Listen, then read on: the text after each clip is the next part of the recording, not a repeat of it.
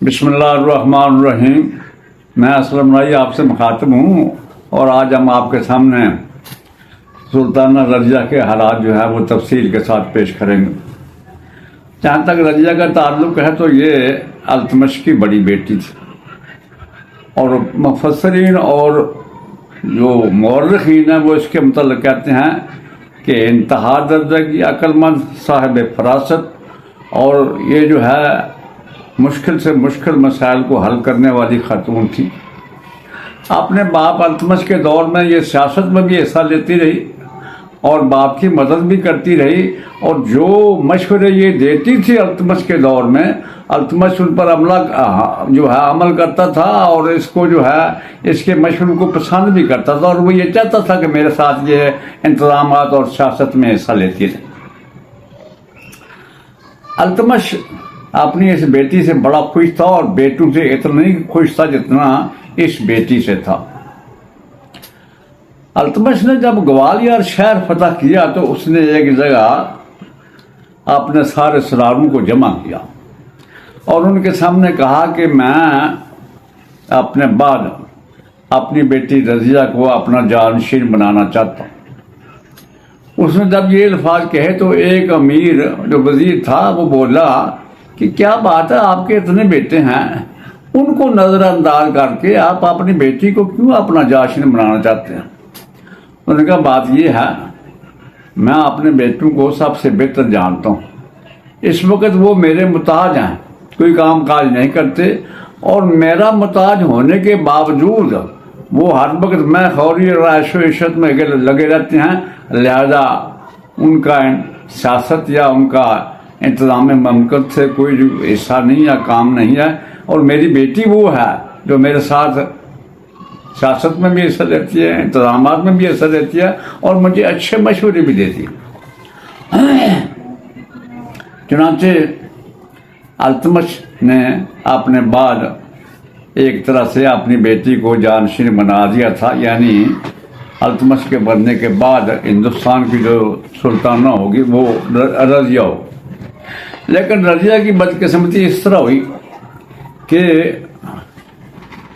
इसका जो बेटा था फिरोज शाह अल्तमश का, वो उस वक्त लाहौर का गवर्नर था। अब अल्तमश ने ये काम किया कि लाहौर के साथ मुल्तान का भी उसको गवर्नर बना दिया। इस तरह उस फिरोज शाह की ताकत और कुव्वत में इजाफा हो गया। दूसरी बदबख्ती ये हुई कि जिस वक्त अल्तमश फौत हुआ उस वक्त उसका बेटा फिरोज शाह दिल्ली में अल्तमश के पास मौजूद था। अल्तमश के मरने के बाद उसने इधर उधर करके सारे अमीरों को और वजीरों को साथ मिलाने के बाद बादशाह होने का ऐलान कर दिया। अब अल्तमश के बाद रज़िया की जगह जो है रुकनुद्दीन फिरोज शाह जो है वो बादशाह बन गया। अब ये बड़ा अय्याश और बड़ा महफूज किस्म का आदमी था। इसकी माँ जो थी ना, वो एक तुर्क लौंडी थी और वो बड़ी सख्त मिजाज और जो है वो इंतकाम लेने वाली औरत थी। जब ये बादशाह बना फिरोज शाह तो इसने अपना नाम रखा रुकनुद्दीन फिरोज शाह। अब बादशाह और सुल्तान बनने के साथ ही इसने ये काम किया कि सुल्तान कुतुबुद्दीन ऐबक और सुल्तान अल्तमश ने जो खजाना भरा हुआ था उस खजानों को इसने गाने वालों और भांडू पर जो है वो लटाना शुरू कर दिया। दोस्तों के साथ अशरत और मैं खोरीब के में लग गया और ममलकत का सारा काम अपनी माँ के हवाले कर दिया। अब इसकी माँ जो थी वो, जैसे मैंने कहा, वो एक तुर्क लौंडी थी। उसका जो है वो बड़ा एक तरह का दबदबा था अल्तमश पर भी। अल्तमश उसकी बात मानता था। अल्तमश जब फौत हो गया तो इसकी माँ ने जब देखा कि मेरा बेटा ममलकत के कामों में हिस्सा नहीं लेता तो उसने सारे काम खुद संभाल लिए। जब संभाल लिए तो उसने अल्तमश की जो कुछ बीवियां थी उनको मरवा दिया, कुछ को जलील व ख्वार किया अल्तमश का एक बेटा था छोटा कुतुबुद्दीन, उसको मौत के घाट उतार दिया। इस तरह ममलकत के अंदर एक तरह की बेचैनी और अफरा तफरी का आलम बर्पा हुआ। ये सूरत हाल देखते हुए इसका एक भाई था, रुकनुद्दीन फिरोज शाह का छोटा भाई था गयासुद्दीन, वो अवध का हुक्मरान था। उसने भी इसके खिलाफ बगावत कर दी, इसकी अताज से निकल गया और उसने अताज से निकलते ही ये काम किया कि लखनऊती से जो खजाना आ रहा था दिल्ली के लिए, उस पर उसने कब्जा कर लिया। अब ये उसके खिलाफ हरकत में आना ही चाहता था कि बदायूं, झांसी, लाहौर और मुल्तान के जो हुक्मरान थे उन्होंने आपस में सलाह मशवरा किया और एक तरह से इसके खिलाफ बगावत खड़ी कर दी। अब ये रुकनुद्दीन फिरोज शाह लश्कर लेकर निकला। इसका जो वज़ीर आज़म था वो निज़ामुल मुल्क था और अज़ीज़ुद्दीन जो था लाहौर का हुक्मरान, उसके इस निज़ामुल मुल्क के साथ अच्छे ताल्लुकात थे। अब इसके वज़ीर निज़ामुल मुल्क ने देखा कि ये बागी इतने हैं और अगर ये गालिब आ गए तो हम में से किसी को नहीं छोड़ेंगे। चुनाचे वो जाके लाहौर के हुक्मरान अज़ीज़ुद्दीन के साथ मिल गया, इसके लश्कर से निकल। अब अज़ीज़ुद्दीन ने जो लाहौर का गवर्नर था उसके साथ निज़ामुल मुल्क वज़ीर भी मिल गया। जब ये लश्कर लेकर कैलूखली के मकाम पर पहुंचा तो इसके लश्कर के रुकनुद्दीन फिरोज शाह के लश्कर के अंदर जो कुछ सलार थे वो बड़े चुपके से राजदारी से निकले और वो भाग गए दिल्ली की तरफ। अब दिल्ली में जाके उन्होंने वहाँ जो सलार थे उनसे मशवरा करने के बाद रजिया को तख्त नशीन कर दिया। अब रजिया सुल्तान बन गई। जब रजिया सुल्तान बन गई तो उसको उसका जो भाई था रुकनुद्दीन फिरोज शाह जो बागियों के सरकूबी के लिए गया था वो पलटा, वो बागियों को भूल गया। वो पहले चाहता था कि दिल्ली पर कब्जा करे।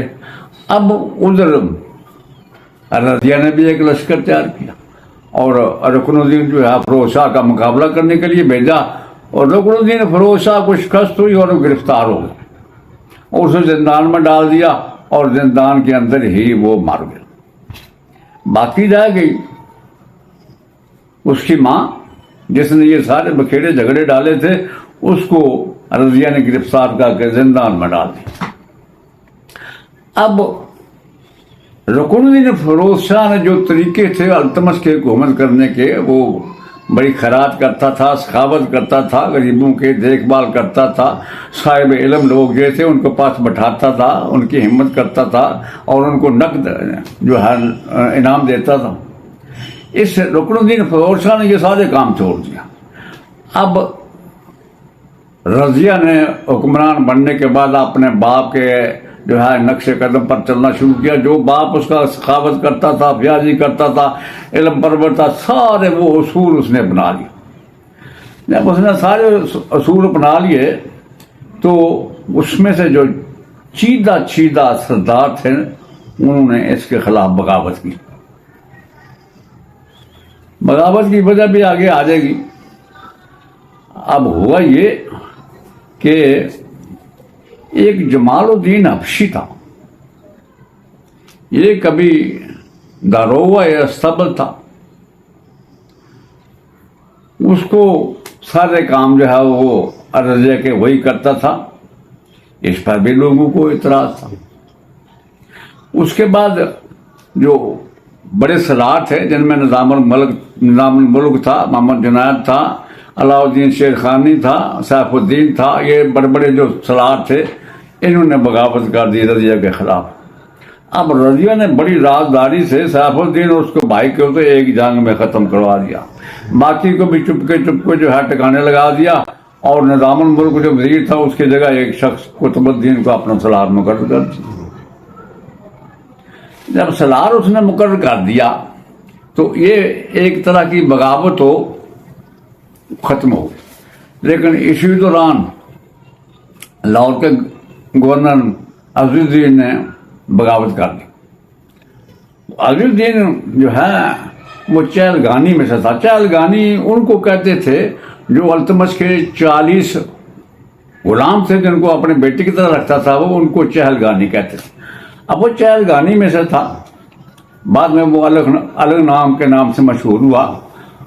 और उसने जब बगावत की तो रजिया लश्कर लेकर निकली।